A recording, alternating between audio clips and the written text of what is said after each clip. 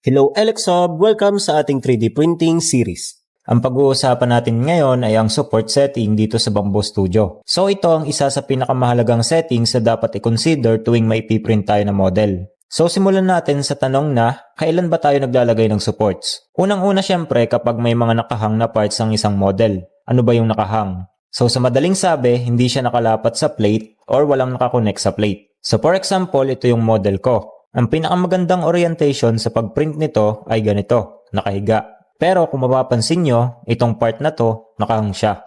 Walang tukod or walang part na nakadikit sa plate. Kapag in-slice natin yan, may lalabas na message na meron daw floating region.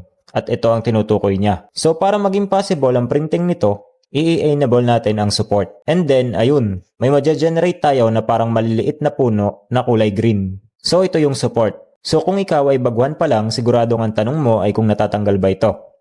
And yes po, removable po ang supports after printing. So ayun lang for this video, sa susunod ay pag-uusapan naman natin ang types of support.